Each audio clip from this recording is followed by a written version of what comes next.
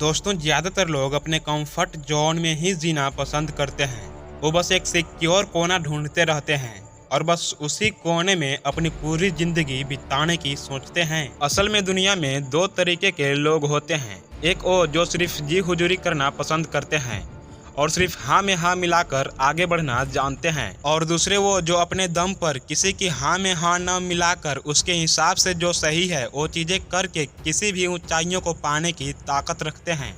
ये जो हुजूरी करने वाले लोग होते हैं ना, ये सिर्फ वही करते हैं जो इनका मालिक इन्हें करने के लिए बोलता है।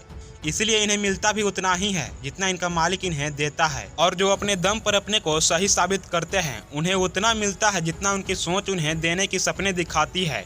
असल में अपने दम पर जीने की ताकत हर किसी में नहीं होती, कोई खास ही होता है जो इन गधों की झुंड से बाहर निकलकर शेर की तरह अपना रास्ता खुद बनाना जानता हो। आपने देखा ही होगा कि गधा दिन रात कितनी ज्यादा मेहनत करता है अपने मालिक के गुलामी, और इतनी ज्यादा मेहनत करने के बाद भी आखिरकार वो गधा ही है। और शेर दिन भर सोता है और जब समय आता है शिकार करने का तो वो पूरी ताकत लगा देता है शिकार करने में। वो अपना लीडर खुद ही होता है। शेर कभी किसी की गुलामी नहीं कर सकता है। जितनी मेहनत गधा पूरे दिन में करता है उतनी मेहनत शेर सिर्फ 1 मिनट में कर लेता है। लेकिन उसके द्वारा की गई मेहनत और गधे की द्वारा की गई मेहनत से कहीं ज्यादा बढ़कर होती है।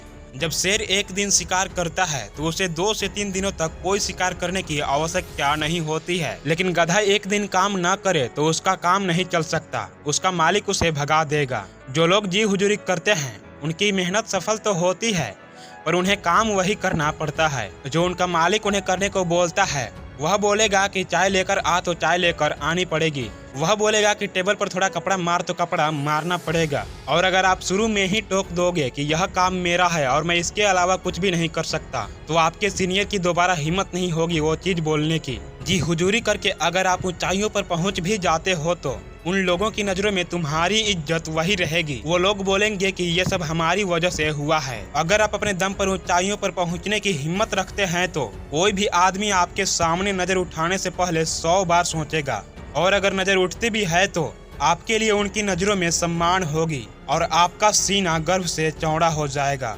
तो फिर ये गुलामी क्यों करनी है? क्या तुम वो चीज हासिल नहीं कर सकते जहाँ पर वो शख्स बैठा है जिसकी तुम गुलामी कर रहे हो? कोई भी इंसान कमजोर तब तक नहीं होता जब तक उसकी बुद्धि और उसका दिल उसे ये यकीन ना दिला दे कि वो कमजोर है। इसलिए अपने दिल और दिमाग को कंट्रोल में रखना सीखो। ये पूरी दुनिया भगवान ने आपको पूरे सम्मान के साथ जीने के लिए दिया है।